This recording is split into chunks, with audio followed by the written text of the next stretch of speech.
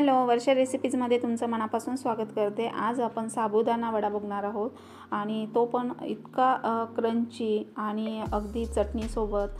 तर चटणी आणि साबुदाणा वडा तर कसा पद्धतीने बनवायचा हे मी तुमच्यासोबत शेअर करत आहे। चला तर मग लवकर उशीर न लावता आता आपण सुरुवात करूया। तर तुम्ही बघताय आता व्हिडिओमध्ये किती क्रंची आपले छान असं साबुदाणा वडा तयार झालेला आहे आणि छान अशी ओल्या नारळाची खोबऱ्याची चटणी तर उपवासाची आणि नक्की ट्राय करून बघा। तर आता आपण पहिले चटणी कशी बनवायची ते बघणार आहोत। तर इथे मी ओल्या नारळाचा म्हणजे खोबऱ्याचा काप करून घेतलेले आहेत। त्यानंतर आपण हिरवी मिरची इथे मी 5 ते 6 घेतलेले आहेत। आवडीप्रमाणे तुम्ही कमी जास्त करू शकता। आता हे सगळं आपण एकत्र त्यामध्ये आल्याचा एक तुकडा टाकला म्हणजे छान अशी चव येते चटणीला। आणि उपवासाची चटणी आहे तर ओलं खोबरं, आलं आणि हिरवी मिरची हे सगळं आपण मिक्सरला ग्राइंड करून घेणार आहोत। मिक्सरला ग्राइंड करून घ्यायचं आहे आणि त्यानंतर आपण त्यामध्ये तुम्ही 2 चमचे दही टाकू शकता। इथे मी अर्धा लिंबू पिळून घेत आहे। तर लिंबाने पण छान चव येते आणि उपवासाला लिंबू चालतं। तर तुम्ही दहीसुद्धा 2 चमचे टाकू शकता।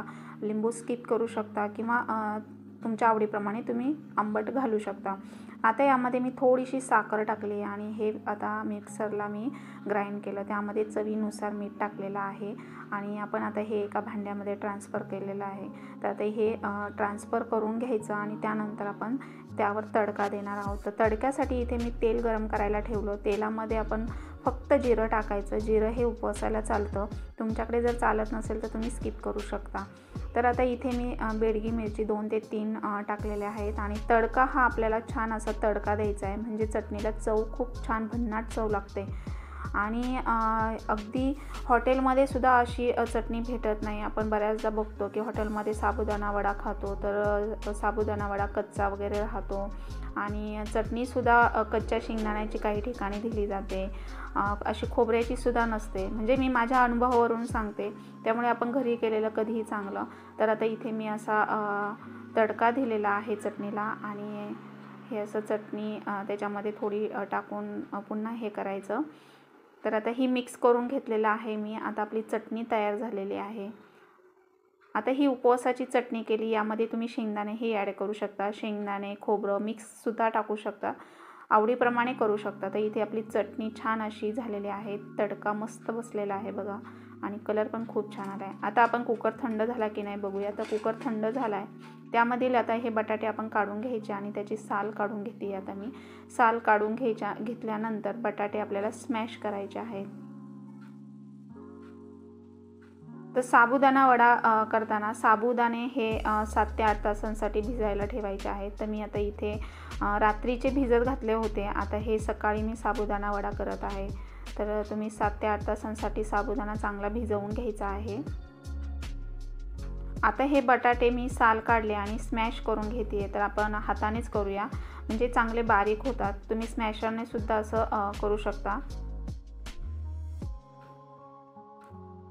तर आता हे चांगले स्मॅश करून घ्यायचे आणि त्यानंतर आपण त्याच्यामध्ये साबुदाणा मिक्स करणार आहोत। तर साबुदाणा चांगला भिजवायचा आहे म्हणजे साबुदाणे वडे छान असे क्रंची होतात।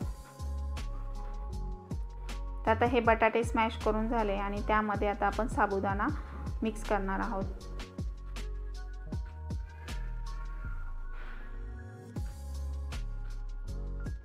तर इथे जवळपास मी 300 ग्रॅम साबुदाणा भिजत घातला होता आणि बटाटे इथे मी 4 ते 5 असं मीडियम साईजचे बटाटे मी उकडलेले होते। आणि त्यामध्ये आता आपण हिरवी मिरची ग्राइंड करून त्याच्यामध्ये ॲड केलेली आहे। तर हिरव्या मिरचीमध्ये तुम्ही थोडंसं आलंही टाकू शकता आणि आता चवीनुसार मीठ टाकलेलं आहे। तर हे सगळं आपण मिक्स करायचं। हिरव्या मिरच्याऐवजी तुम्ही लाल तिखटही वापरू शकता, लाल मिरची पावडर। आणि आता हे हातानेच चांगलं मिक्स करून घ्यायचं म्हणजे एकसारखी चव वड्यांना लागली जाते आणि सगळे बटाटा मिरची मिक्स होते। त्यामुळे हे व्यवस्थित असं मिक्स करून घ्यायचे हाताच्या साहाय्याने। आणि मिक्स केल्यानंतर मग आपण वडे बनवायला घ्यायचे आहेत। आता इथे मिक्स झालेला आहे आणि आपण असा गोळा बनवून घ्यायचा आणि हातावर राऊंड शेपमध्ये आपण वडे बनवायचे आहेत। तर असं राऊंड शेपमध्ये वडे बनवून घेतल्यानंतर आपण सगळे पहिले वडे बनवून घ्यायचे आणि नंतर ते आपण फ्राय करायचे आहे तेलामध्ये। तर हे बघा, आता मी तुम्हाला कसे करायचे हे दाखवते आहे। तर वडे पहिल्यांदा बनवून घेतल्यानंतर मग एकसाथ सगळे तळून घ्यायचे। तर पहिले वडे बनवून घ्यायचे, कारण काय होतं की हात चिकट होतात आणि त्यानंतर वडे बनवताना सुद्धा मग तळताना पण लक्ष द्यावं लागतं आणि करायला सुद्धा। त्यामुळे मग पहिले वडे बनवून घ्यायचे आणि नंतर मग तेलामध्ये ते फ्राय करायचे। तर असे राऊंड शेपमध्ये आणि थोडेसे म्हणजे असे पातळ करायचे, जास्त पण असे पातळ नाही किंवा जास्त पण जाड असे बनवायचे नाही आहेत, अगदी मीडियम साईजचे बनवायचे आहेत। म्हणजे आतमध्ये तळले जातात ते आणि क्रंची असे होतात, म्हणजे आतमध्ये कच्चे साबुदाणा कच्चा राहत नाही किंवा पोटाला त्रास होत नाही। त्यामुळे वडे बनवतानाच आपण मीडियम साईजचे आणि राऊंड शेपमध्ये बनवायचे आहे, जास्त जाड बनवायचे नाही आहेत। नाहीतर जर तुम्ही जाड बनवले तर ते मग आतमध्ये कच्चे राहतात आणि वरतून कलर येतो, असं होतं। त्यामुळे थोडेसे पातळ असे धरायचे आहेत। तर आता हे सगळे वडे मी बनवून घेते।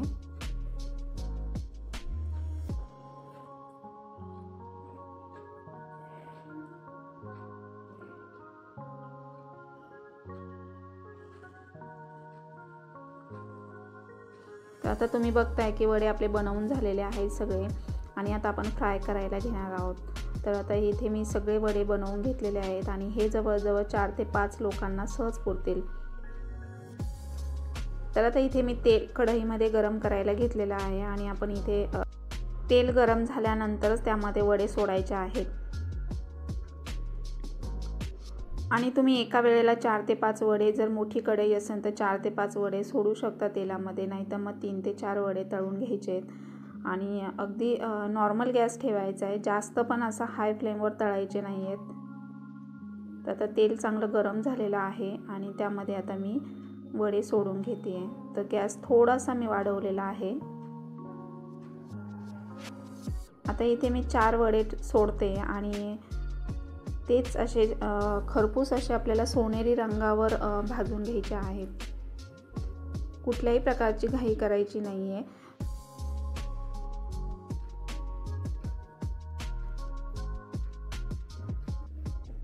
आणि थोडेसे नॉर्मल झाल्यानंतर मग पलटी मारायची वड्यांना, नाही तर तुम्ही जर लगेच पलटी मारले तर मग वडे कलर येत नाही किंवा मग कच्चे वगैरे राहतात। त्यामुळे व्यवस्थित एका बाजूने होऊन द्यायचे, म्हणजे ते आतपर्यंत छान तळले जातात। तर ह्या छोट्या छोट्या ट्रिक्स आपल्याला माहिती नसतात आणि आपण बऱ्याचदा असे वडे बनवतो, काही जण तर काहींना काही माहिती नसतं की कशा पद्धतीने त्यामध्ये काय काय घालायचं। तर आज मी तुम्हाला डिटेल प्रमाणासहित सांगितलेले आहेत। तर हे 4 ते 5 लोकांसाठी वडे सहज पुरतील।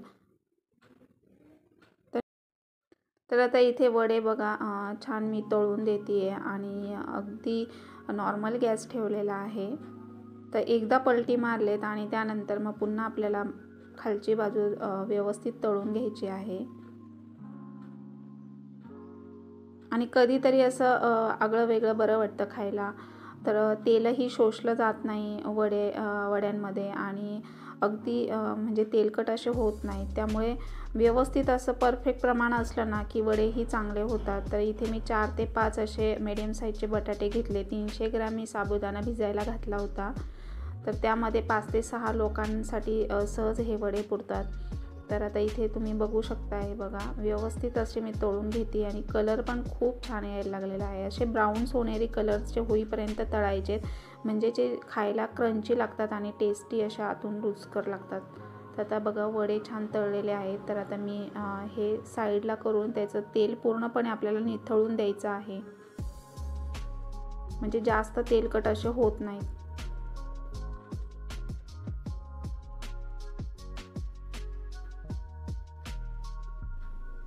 तर आता आपण हे काढून घेऊया।